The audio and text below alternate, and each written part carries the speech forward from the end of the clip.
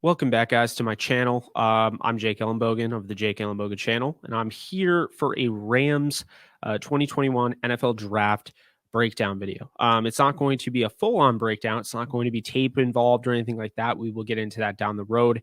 But I did want to, touch a little bit on the Rams draft.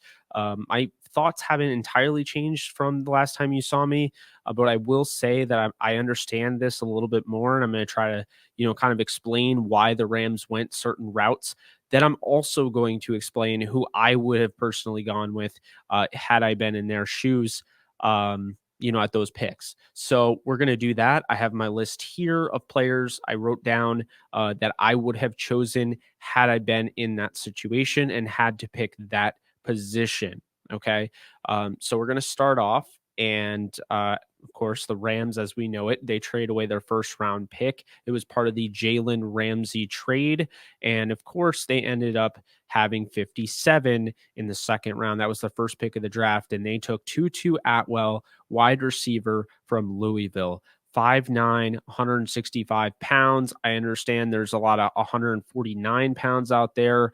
His RAS score is 6.26, but that's mainly because of his size. It's just not ideal when you're comparing him to all the wide receivers. Yes, it's going to push his, his grade down. Basically, if you have a question about RAS, it's a relative athletic score, and what that does is it basically weighs the measurements of that said position versus all the other players at that position. It measures, height and weight, of course. It measures the speed. So anything like a 40 time, a 10-yard split, a 20-yard split, explosive grade, which measures the broad jump and, the vertical jump. And then, of course, the 3-cone and shuttle, and that's more of the agility drills. So it measures all of that. It's 4 components, and then you get a score. And so, of course, the athletic score does come in mind. It keeps in mind how tall and how much you weigh. So that hurt TuTu Atwell, but he is quite the athlete. When you look at him, he ran a 4.27 40 at his pro day. This is somebody that can take the top off of defenses. And of course, this is a guy that can be used as a gadget guy, similar to Tavon Austin previously with the Rams. So this is a kind of a luxury pick in a sense. I think when the Rams made this pick, I was furious because I could not believe they went wide receiver 2 years in a row at 57, even though I already felt like they were going wide receiver at 57 earlier in the process. I thought they were going to go with Dwayne Eskridge, who ironically enough fell at 56, and he went to the Seattle Seahawks right before this pick. And I do imagine with everything out there that the Rams probably would have picked him there. And I think when he got scooped, the Rams may have, not reached necessarily, because I think they do have a high grade on TuTu Atwell. But I do think that they may have panicked a little bit and they took him in that way. Basically, what TuTu Atwell is going to bring to the table is obviously speed, agility, run after the catch ability. A guy that can again take the top off defenses. He's going to be used in those, those jet motion options. I think he's more of a long-term guy. I think he's going to replace what Deshaun Jackson does this season. They will get him involved, but I think he will be in sort of a minor role, kind of similar to Van Jefferson. I can't imagine he's going to have more reps than Van Jefferson did last year, but who knows? Again, just a very confusing pick, but I also think at the same time, I guess it's dependent on how you look at this pick. I thought it was confusing at first, but then when I really thought about it, and of course, going through the entire draft, you'll see it wasn't really confusing because the Rams clearly hold this roster in high regard. And that's why they didn't make a lot of moves in free agency. And it's why they didn't make a lot of moves and big time splashes here in the draft. They opted to go with guys that didn't necessarily look NFL ready, but could maybe project as future stars down the line. TuTu Atwell has star ability. I'm not going to lie. He was a 6th round grade on my board because I was looking at him in terms of receiver. It's hard at the end of the day to evaluate these gadget players because when you get a guy like Rondale Moore, who is kind of the same thing, but he's more 5'7", and he can, of course, squat 600 pounds. This is a guy that can be used all over the field because he's such a great route runner. TuTu is a gadget guy. He's very similar. I think KJ Hamler, you could argue, is kind of around that realm. Tavon Austin's a really good comparison. But that's kind of the issue there, is the fact that TuTu Atwell cannot be compared to the guy that I would have picked here, because they're just not the same player. And the guy I would have picked here, if I knew the Rams were going wide receiver based on the board, I would have gone with Terrace Marshall Jr. And the reason for this, out of LSU, he had great size to me, 6'3", 205. He ended up getting drafted by the Panthers not long after, had a 9.77 relative athletic score. This is somebody that can also stretch the field, but I liked his big body and the fact that he could go up and pluck the ball out of the air and, really play that 50-50 game. Somebody like that would really help Stafford. So early on, I was surprised that even Marshall was there. I had a first round grade on him. He was a top 5 receiver in this draft, in my opinion. So the fact he fell and the Rams took TuTu Atwell was really what made this pick kind of hard for me. Now, grading this pick is tough, because I think TuTu Atwell is going to be a good player in the league. I just think the value here was bad. And so I'm not going to give it an F. I'm not even going to give it a D. What I'm going to do is I'm going to give it a C, not a C plus and not a C minus. I'm going to give it a C, because I feel like the Rams left a lot here on the board, a lot that could have contributed earlier, but they had their own plan of attack and they clearly love TuTu Atwell. And I don't know how much of a role he will have, but I know Sean McVay is calling him Deshaun Jackson Jr. So clearly he sees something in him. Let's not forget, though, the last time Sean McVay compared one of the players in the draft to, potentially be one of the players that he coached, it was Jordan Reed, and it was Gerald Everett being Jordan Reed. And of course, as we know, Gerald Everett's rookie deal was it. That's all she wrote. He did not come back to the Rams. So that was kind of a bust pick, especially in the second round, and picking over guys like George Kittle, who ended up in the 5th round. So TuTu Atwell, I'll give a C. Moving on, we have Ernest Jones, linebacker, South Carolina, 6'2", 230.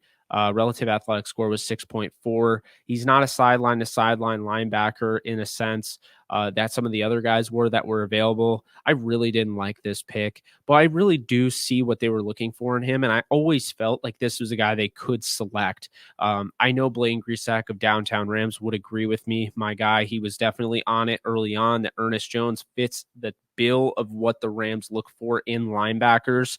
But I think he would have been a better later round selection. And I don't know necessarily if he's going to be a starter this year, but I do think he could be, the way they were talking about him. This is a guy, if you draft a starter in round 3, you're not going to get any complaints from me. So if Ernest Jones comes out and he balls out and he ends up being the starting inside linebacker and looks really good doing it, not going to complain. Again, all of these, I hope I'm wrong about when I say anything negative, but you have to keep in mind, I am basically grading the draft immediately post-draft. I mean, we're talking the next day. I'm not grading it and projecting it long-term. I'm saying right now, this is how I feel about this draft. So this grade, I'm not going to give an F, but I'm going to give a D plus.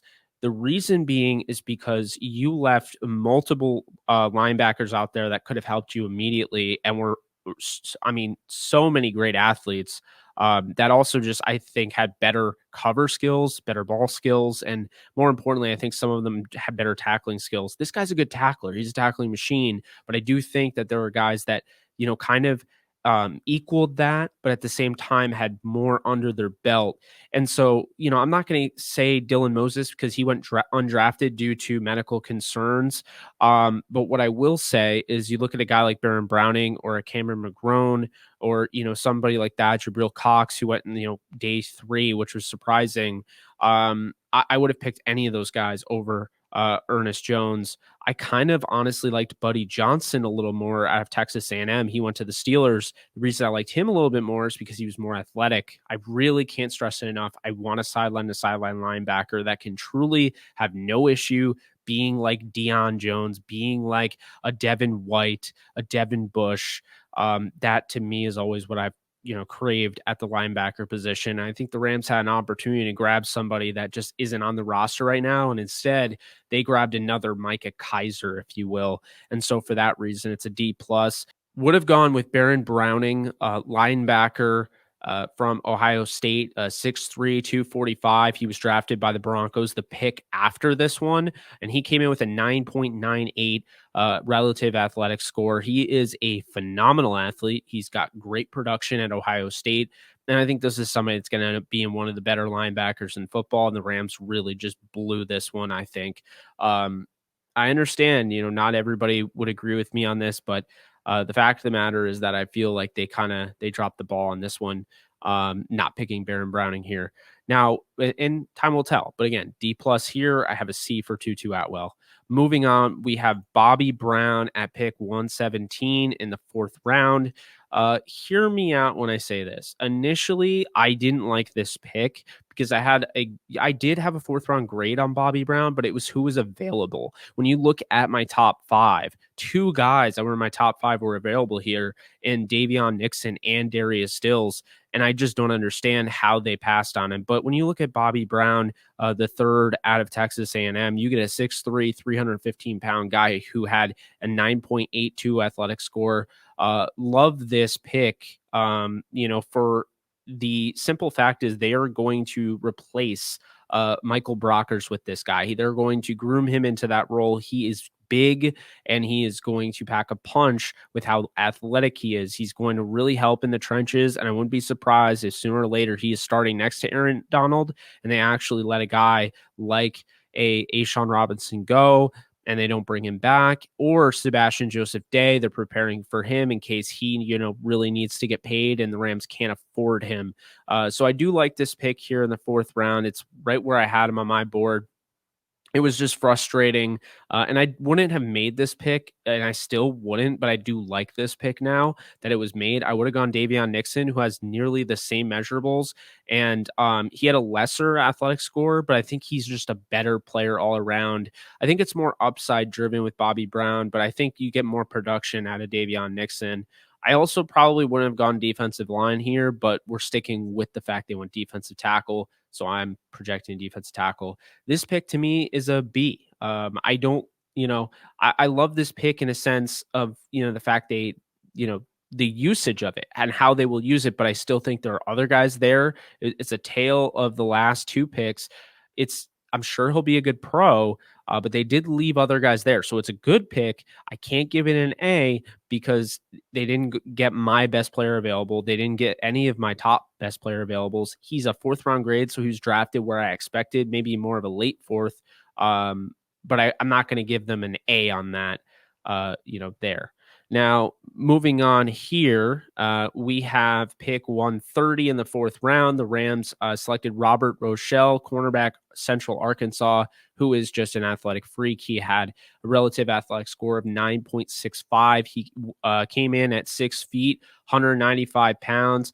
And all these measurements, by the way, are all, courtesy of the Rams.com. But, Robert Rochell, I'm going to be honest with you.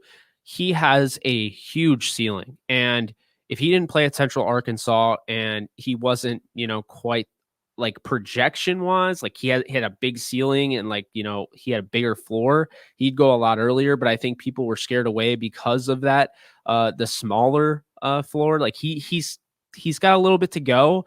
But I do think he's already, if not better than David Long, he's getting there. And I do think he could play. I know he only played 1 snap at the nickel spot, but I wouldn't be surprised if they kind of, bred him into being a nickel. He is insurance, of course, for the potential of losing Darius Williams after this season. He can play the boundary corner. He can play it well. He's, again, a freak, long arms, very fast. He ran a 4.4. He hits hard, and he's a guy that is going to be a pest, very physical, scrappy. You're getting a guy from Central Arkansas that's just going to be an utter pain coming from the FCS. So I'm excited for him. This is the best pick up to this point. And I would say this is the best pick of the entire draft. Getting Robert Rochell in the 4th round. Excellent job. He was one of my top cornerbacks remaining. I actually said during the stream, Tay Gowan was a higher rated cornerback on my board, but I felt like Robert Rochell fit what the Rams wanted more. And so I'd actually pick Robert Rochell over Tay Gowan in this scenario. So I do really like this selection. And then who I would have picked was Robert Rochell. I think the Rams absolutely ace this pick. I give this pick an A+. I will not be surprised if Rochell is starting across from Jalen Ramsey sooner than later. Moving on, we have at pick 141, Jacob Harris, the wide receiver tight end hybrid out of UCF.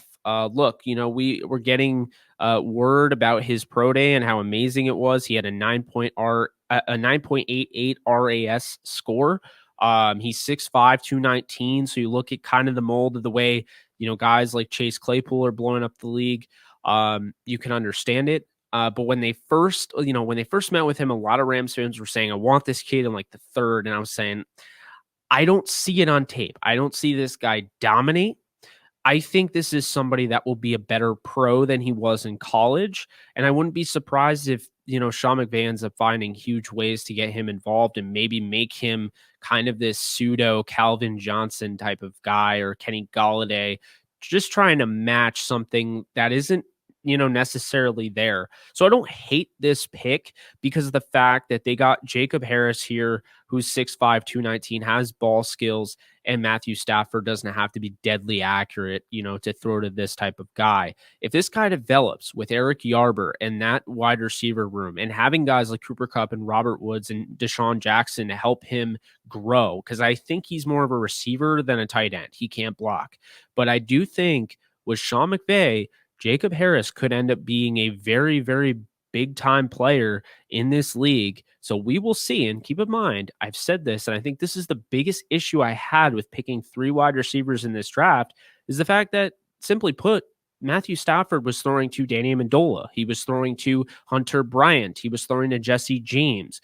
Sure, he was throwing to Kenny Golladay for 4 games before he got hurt. Sure, he was throwing to TJ Hawkinson, who's going to be one of the better tight ends in football. But my point is, even if it was, Quincy or Quintez Cephas or somebody like that, it did not matter. He was getting the ball to them. Marvin Hall.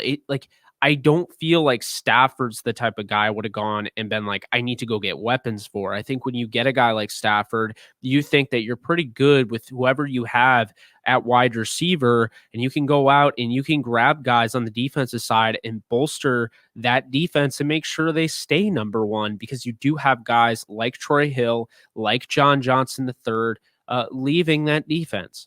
That was just my thought.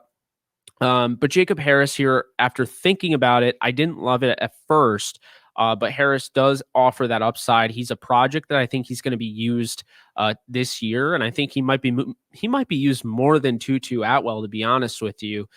Very intrigued to see how he's used. I'm going to give it, because of the upside here, and I gave Rochell an A+, Bobby Brown a B+, Ernest Jones, and then TuTu Atwell I gave a C, and then Ernest Jones I gave a D+.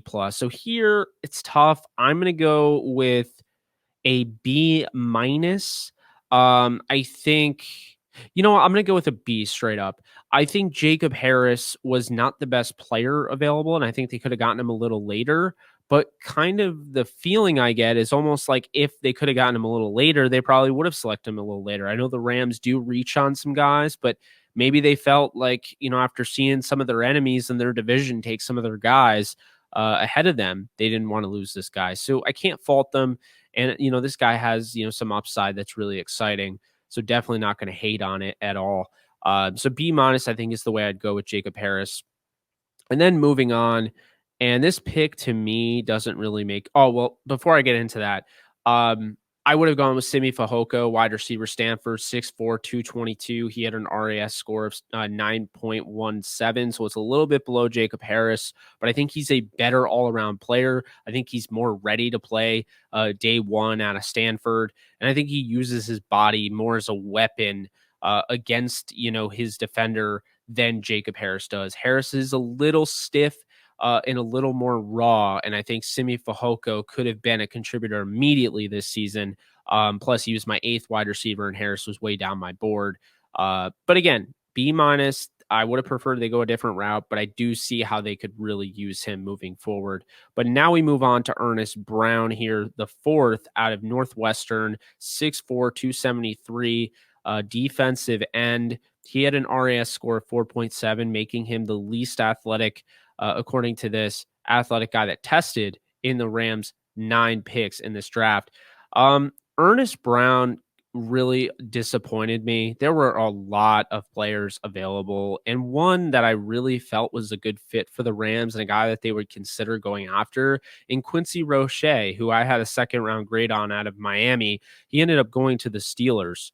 But what I would say is that Ernest Brown, my biggest issue here, and I know he's probably going to play that Morgan Fox role.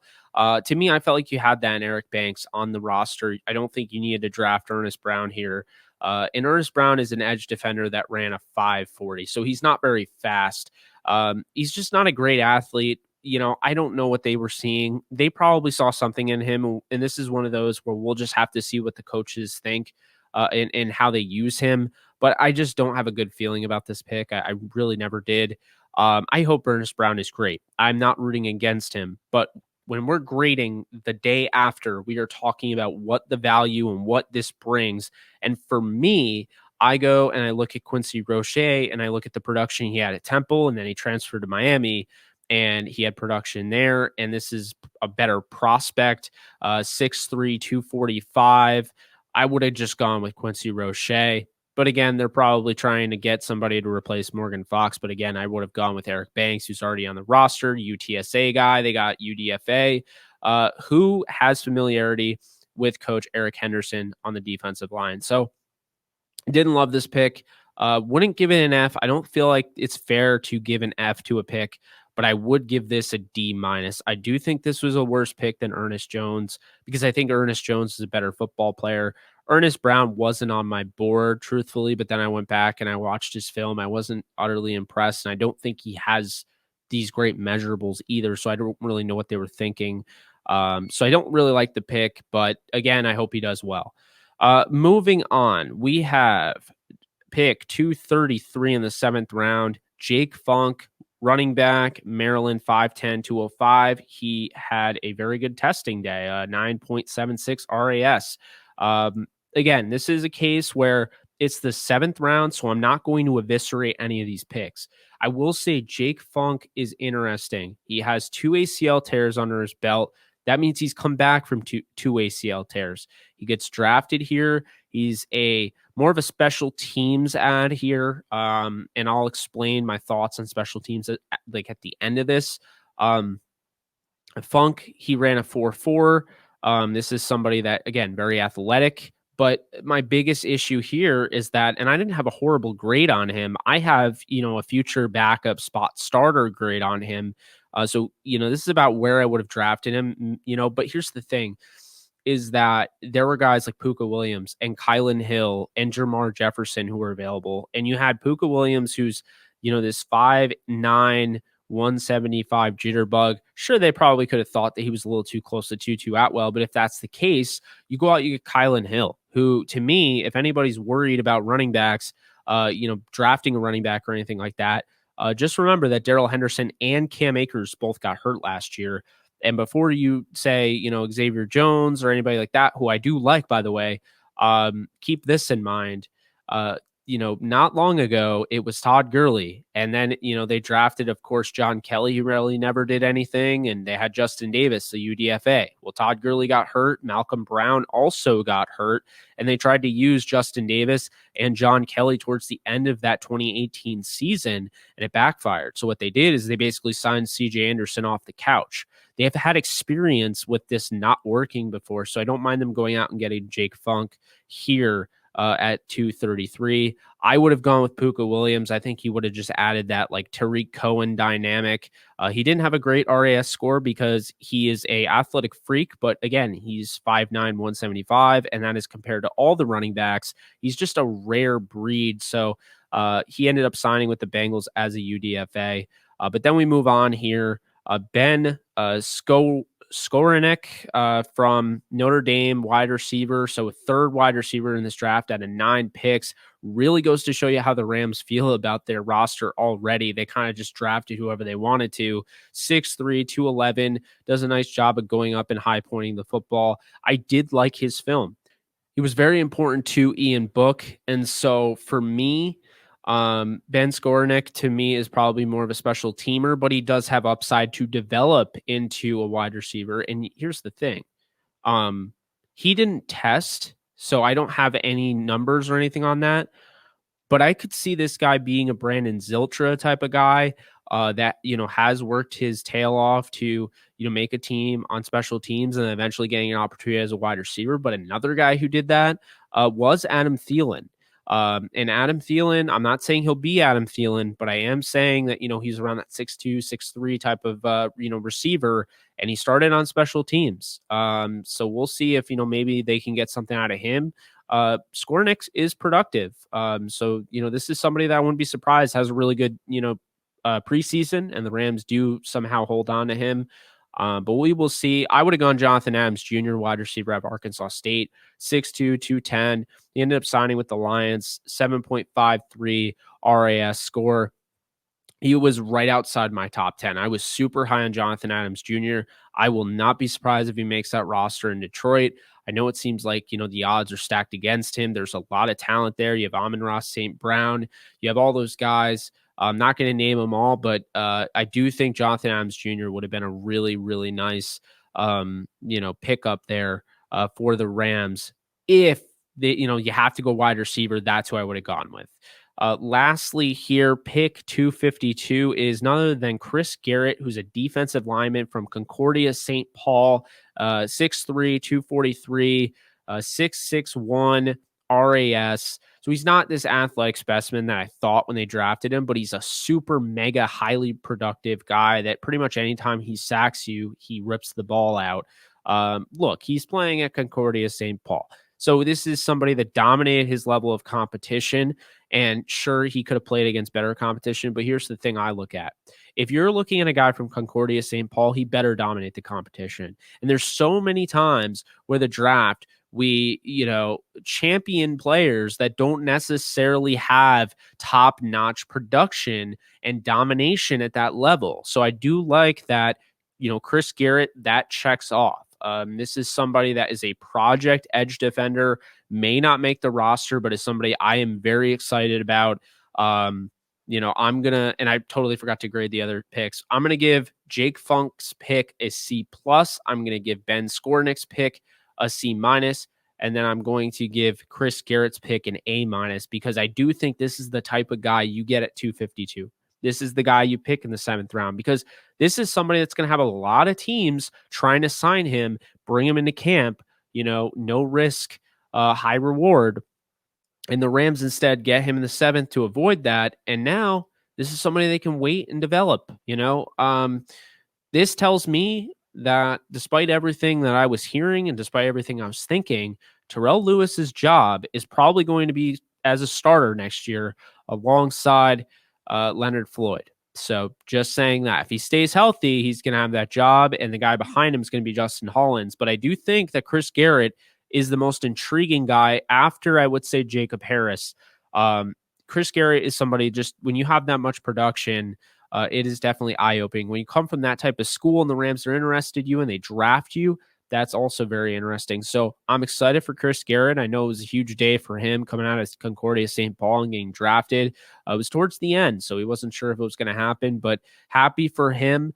Again, A- grade for him. Overall, this draft, I initially had a D+, but I'm going to go a C-. I don't think this draft was horrible. I do think this draft could have been a lot better, but after going through and looking at the ways they're going to use these players, it's simple. None of these guys are going to be day one starters. Maybe Ernest Jones, because of how, there's not a true dog in the middle at linebacker, but even then, that might be a stretch.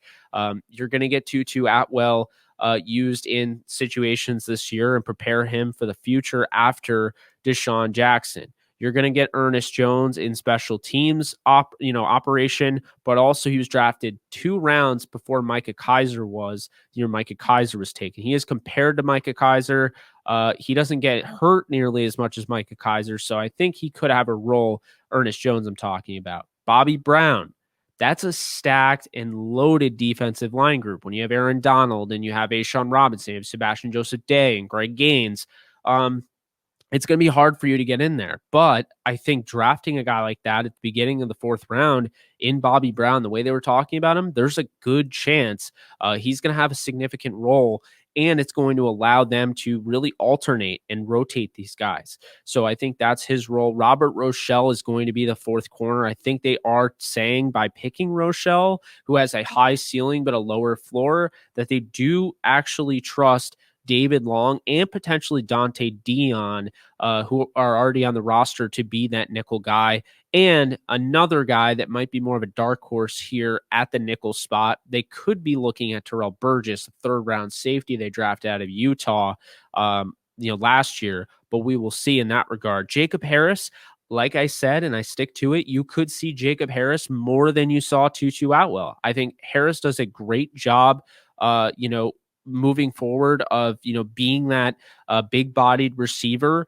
And I think that's going to be his role. I don't think he needs to be a nonstop, a big slot receiver. I don't think he has to be an amazing route runner. I think he's going to be somebody that's used to replace some of the guys that Stafford's played with, like a Marvin Jones, like a Calvin Johnson, and, like a Kenny Golladay, because it's great when you can just throw it up there and a guy, do the work. And Jacob Harris, I think that's going to be his role, and they are going to develop him. And if they do, watch out. They haven't gotten anybody like this. It's been all 6'1" type of guys.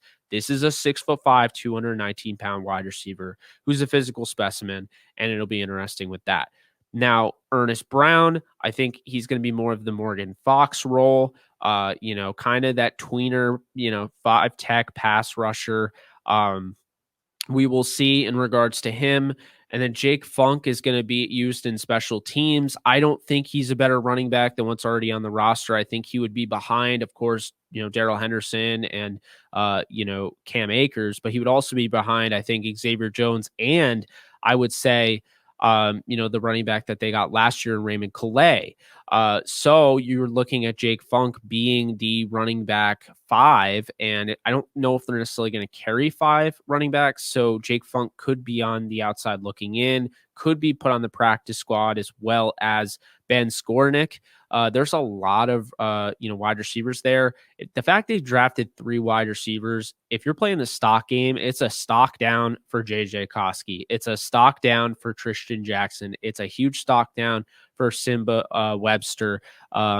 You don't want to be those guys right now, because that's not a good look. That's not what you want to see. And unfortunately, that's what happened. So I don't know what they think. Tristan Jackson has been with that team for the entire year. He was on the active roster, so that's a leg up there. Skornick is going to he's going to offer that special teams ability, but also the 6'3", 211. He's got good size, big body receiver that can again pluck the ball out of the air. So that's going to be his role. And then I think Chris Garrett could be redshirted this entire season. I think this is a guy that they're going to take their time on, try to develop and turn him into something, moving forward. But that is the draft. Again, Rams C- draft. I changed it from a D+, C- after doing the research on it. We will break all this stuff down, and we will eventually, I'm trying to do all 32 teams. I give the Rams a C- in this one, though. Excited and happy that you guys joined. We might talk a little bit about UDFAs, but I think we'll do a live stream about that. And then I do want to go just back to the NFL centric content with a mix of the Rams content as well. But thank you guys so much for tuning in. This is Jake Ellenbogen. I am signing off. Once again, the LA Rams 2021 NFL draft class, I grade a C-, and I look forward to seeing these guys play, and I hope I'm wrong about everybody. Thank you guys, and you guys take care.